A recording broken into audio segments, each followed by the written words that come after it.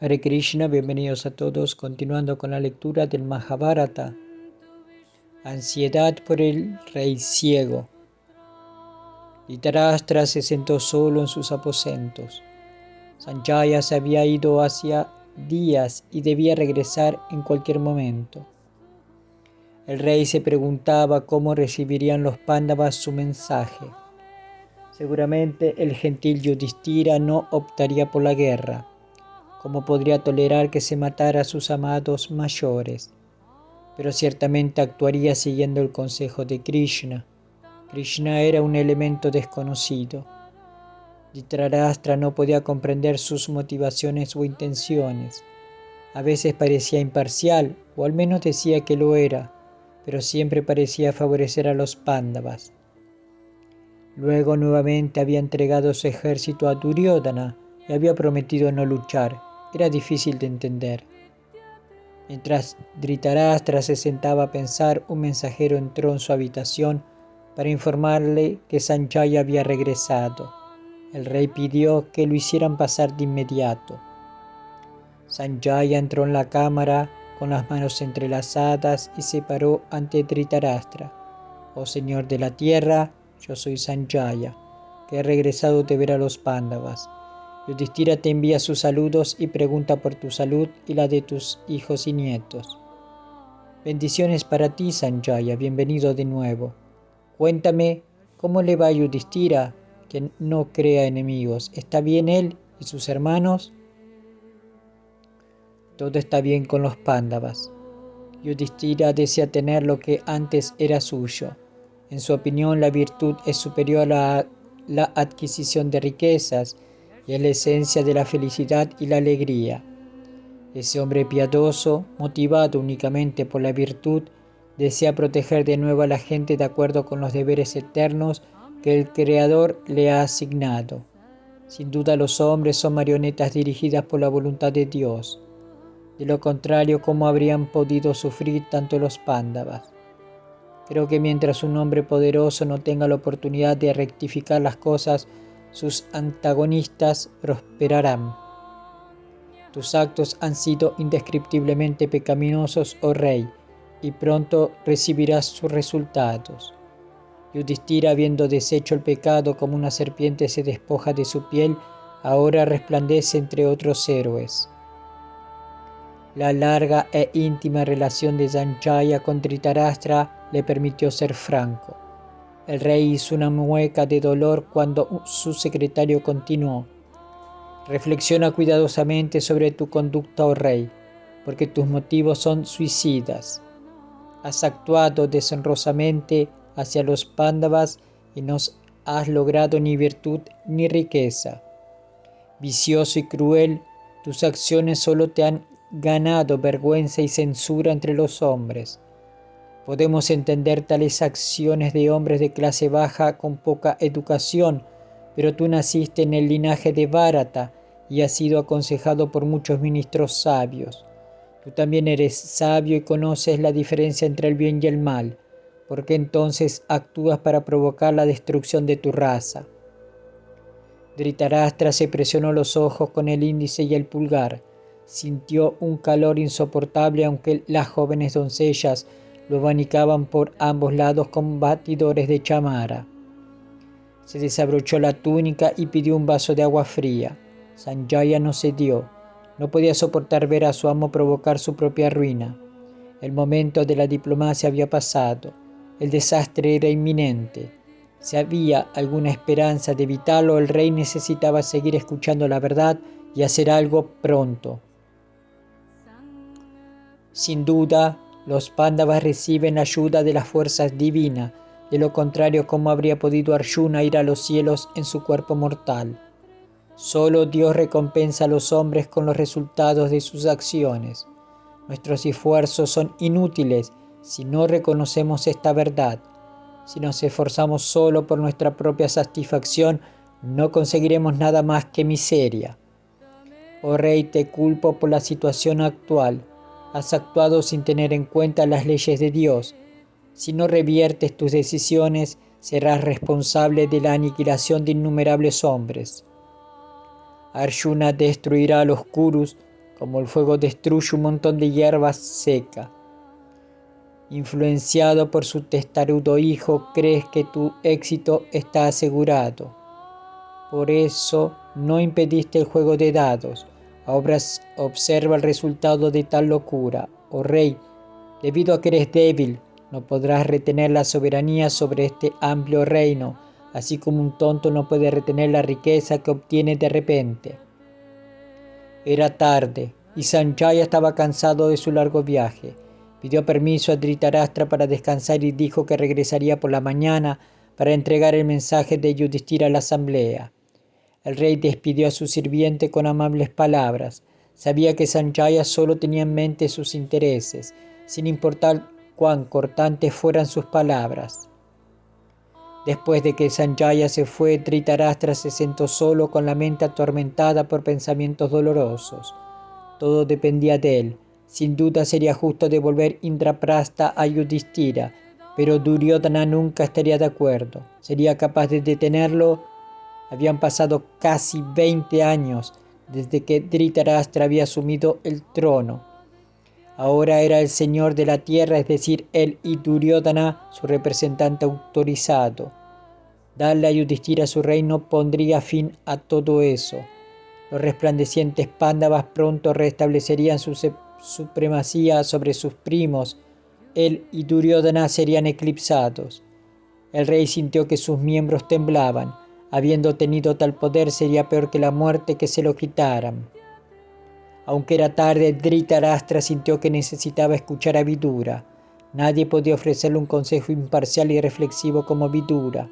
El rey pidió que llamaran a Vidura y al poco tiempo entró en la cámara. Oh tú de gran sabiduría, soy Vidura y estoy aquí a tus órdenes. Ordéname. ¿Qué puedo hacer por ti? Soy tu sirviente. El rey le dio una cálida bienvenida y lo hizo sentarse a su lado. Le habló en tono sombrío. Oh Vidura, acabo de hablar con Sanjaya. Me ha criticado duramente. Todavía no me ha dicho lo que dijo Yudhishthira y estoy ansioso. Mi cuerpo arde y no puedo dormir. Dime cómo curar mi condición. Vidura, que había sido llamado de su oración y meditación, respondió: el insomnio se apodera de aquel que ha sido atacado por un hombre más fuerte, de los débiles, de aquellos que no han logrado su objetivo, de aquellos que han sido robados, de aquellos consumidos por el deseo y de los ladrones. Espero que tú no caigas en ninguna de estas categorías, oh rey, ni que seas codicioso de la riqueza de otro. Vidura conocía bien el dilema del rey. Lo había discutido con él en incontables ocasiones, ofreciéndole siempre el mismo consejo. Dhritarashtra siempre lo había ignorado. Vidura le había advertido repetidamente sobre el resultado final de sus actos, un resultado que ahora era inminente. Dhritarashtra obviamente se estaba dando cuenta de ese hecho. El rey volvió la cabeza hacia Vidura. Háblame con sabiduría, querido hermano. Di esas palabras que son moralmente edificantes y también calculadas para asegurar mi bienestar. El afecto de Vidura por su hermano nunca disminuyó a pesar de la estupidez de éste. Con paciencia le aconsejó por su bien, rezando para que un día el rey ciego recobrara el sentido común. Tal vez ahora, con la proximidad de la calamidad, se volviera más reflexivo. Vidura dijo: Yudhishthira es un rey agraciado con todas las marcas auspiciosas. Es apto para gobernar el mundo. Debiste mantenerlo cerca de ti, pero lo exiliaste. Por esta ceguera estás condenado, oh rey, aunque sabes lo que es la virtud. Como él es inofensivo, bondadoso, indulgente y amante de la verdad, Yudhishthira, recuerda tu supremacía y soporta con paciencia las dificultades que le has infligido.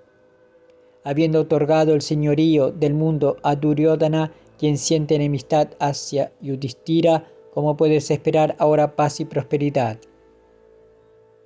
El propio Vidura había recibido muchas instrucciones de los rishis y los sabios y buscaba su compañía siempre que podía. Recordando las sabias palabras de los santos, se volvió más amable con Dhritarashtra y continuó instruyéndolo. El rey escuchó atentamente. Se dice que es sabio aquel que no puede desviarse de sus deberes por la ira, la exaltación, el orgullo, la lujuria o la ignorancia. y que permanece fijo en los objetivos más elevados de la vida. El apego a los santos, la renuncia a la asociación de hombres censurables y el mantenimiento de la fe y la reverencia hacia los mayores también son signos del sabio. Un hombre sabio actúa de acuerdo con la religión, siguiendo un curso que lo beneficia tanto en esta vida como en la próxima, en lugar de uno que solo ofrece placer inmediato. Los hombres sabios no se lamentan por lo perdido, ni anhelan lo inalcanzable. Se regocijan en las acciones virtuosas y evitan el pecado. Los sabios entienden que este mundo es temporal y miserable. Reconocen la supremacía de Dios y su propia posición con sus siervos. Todos sus actos están dirigidos a complacer al Señor y alcanzar su morada eterna. Por otro lado, el necio es orgulloso, aunque ignorante, vano y pobre. Los necios intentan alcanzar la prosperidad a través del pecado y anhelan la propiedad de los demás. Al recurrir al engaño y la violencia, el necio no tiene reparos en hacer daños a los demás para lograr sus nefastos fines. El necio abandona lo que debe obtener y desea lo que no debe desear. Es infiel, no hace ofrendas a los antepasados y solo se adora a sí mismo.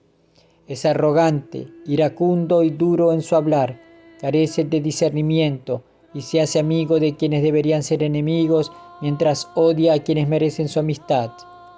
Al fracasar en sus esfuerzos, culpa a los demás y castiga a los inocentes. Tales hombres son finalmente destruidos desde sus raíces. Vidura instruyó a Dhritarashtra hasta bien entrada la noche. Hizo todo lo posible para que el viejo rey se volviera hacia la virtud y la verdad. No tenía nada nuevo que decirle a Dhritarashtra. El monarca Kuru había escuchado a menudo esas enseñanzas. Estaba de acuerdo con todo e incluso disfrutaba escuchándolas.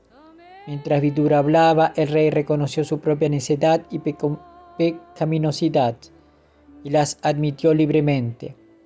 Incitó a Vidura a hablar más y más, haciendo preguntas tras pregunta.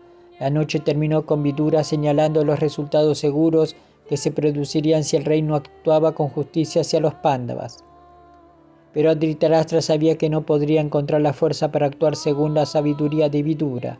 Sabía que, aunque quisiera actuar correctamente, no tendría la voluntad para contrariar a Duryodhana. Sabía que cuando se sentara entre los reyes en la asamblea a la mañana siguiente, no podría acceder a la petición de Yudhishthira. Vidura comprendió la posición del rey. Sabía que sus palabras estaban teniendo poco efecto y decidió que Dhritarashtra necesitaba escuchar a alguien espiritualmente más potente. Después de haber hablado con el rey durante varias horas, finalmente dijo: «Soy un Shudra, oh rey. No puedo instruirte más, pero conozco a alguien que sí puede. El santo Rishi Sanat Sujata me ha instruido en las verdades védicas eternas en muchas ocasiones. Lo invocaré y él aparecerá para hablarte. Ese sabio ha vivido una vida de celibato perpetuo.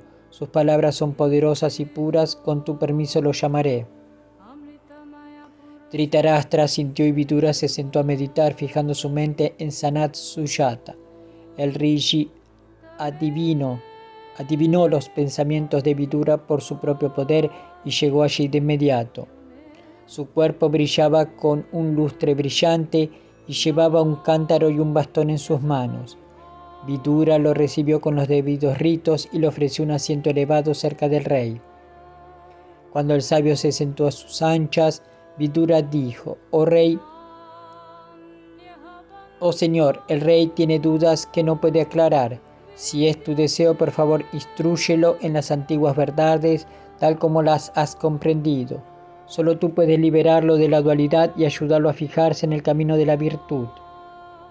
El rishi, que vestía una piel de ciervo negra y tenía mechones de pelo enmarañados, asintió. Al ver su disposición a hablar, Vidura le pidió al rey que le planteara sus preguntas. Dhritarashtra dijo: «Oh Sanat Sujata, por favor guíame. Por favor dime cómo puedo alcanzar el fin más elevado de mi vida. La muerte llega a todos los seres, pero he oído que tú conoces el secreto para vencerla. ¿Cómo debo actuar para no estar sujeto para siempre al nacimiento y la muerte en este mundo?». Sanat Sujata respondió: Has preguntado cómo se puede evitar la muerte y obtener la vida eterna. Escucho, rey, y te instruiré según mi mejor conocimiento. Se dice que la muerte real es ignorancia. Donde no hay ignorancia no hay muerte. Aquel que es gobernado por la lujuria, la ira y la codicia es gobernado por Yamarash, y verá a ese gran Dios una y otra vez. Cayendo en toda clase de infiernos, sufre miserias insoportables. Luego se eleva de nuevo y nace entre los animales y los hombres en este mundo, comenzando una vez más el ciclo. Sin embargo, aquel que controla sus sentidos y no actúa según sus dictados, se salva de este sufrimiento. Para ese hombre que controla su mente y sus sentidos, la muerte es un tigre de paja. Por lo tanto, debes evitar todos los deseos sensuales y cultivar el conocimiento del alma eterna que existe separada de los sentidos y es diferente del cuerpo. Dhritarashtra preguntó a qué regiones llegan aquellos que controlan sus sentidos. ¿Cómo debe actuar un hombre así en este mundo? Oh sabio, no me sacio con oírte hablar una sola vez.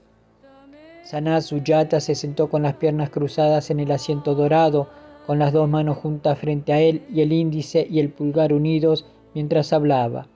Oh rey, uno debe realizar sacrificios y penitencias con el objetivo de complacer a la persona suprema. Si haces esto, alcanzarás las regiones supremas y eternas de las que no regresarás. Paso a paso, uno debe progresar a lo largo del camino del conocimiento, nunca pensando que uno es el cuerpo material y siempre actuando para alcanzar el progreso espiritual. Dhritarashtra se estremeció cuando el sabio continuó. El anciano monarca ya conocía estas enseñanzas, sabía que el sabio decía la verdad. Dhritarashtra sabía que sus propias acciones habían estado lejos de ser sumisas a esas instrucciones. Pero peor que eso, sabía que era poco probable que cambiara. Sin duda tendría que realizar mucho ascetismo y penitencia para expiar sus pecados. Tal vez entonces finalmente podría aplicar las instrucciones del santo. Parecía que por ahora el destino lo estaba moviendo a actuar de manera contraria a los buenos consejos. Sintiéndose impotente ante su propia debilidad, Dhritarashtra continuó cuestionando al Rishi. Sanat Sujata también podía ver los sentimientos internos del rey, pero continuó pidiéndole que buscara su máximo bienestar. Dependía de Dhritarashtra elegir su propio curso de acción. El sabio sabía que todo lo que podía hacer era dejar en claro las consecuencias de los diversos caminos que estaban a disposición del rey. Dhritarashtra escuchó mientras Sanat Sujata describía cómo la superalma impregna el universo y reside en los corazones de todos los seres vivientes. El rey preguntó cómo puede uno llegar a conocer esa superalma. El supremo conocido como Brahman solo puede ser conocido por aquel que ha alcanzado la misma naturaleza espiritual que él. Esa naturaleza se alcanza mediante la práctica de servir al maestro espiritual, estudiar los Vedas, observar el celibato, practicar el ascetismo y abstenerse de la violencia hacia los demás. Gradualmente uno se liberará de la influencia de la naturaleza material y se situará en su naturaleza espiritual original.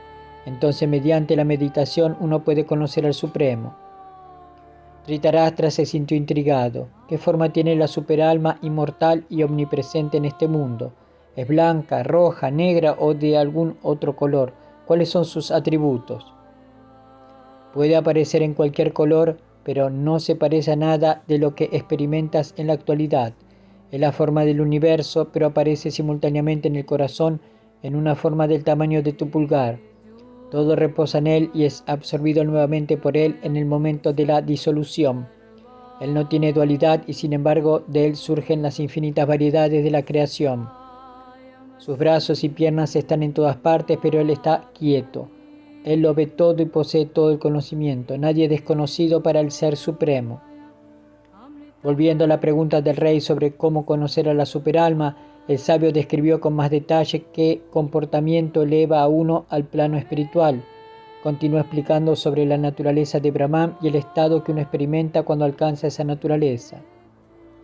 Sanat Sujata habló hasta que el sol naciente llenó la cámara del rey. Al ver que era de día, el rishi concluyó su discurso y se levantó para irse. Vidura tocó sus pies y tanto él como el rey le agradecieron sus instrucciones. Luego Sanat Sujata desapareció dejando a los dos hombres para que se prepararan para la asamblea.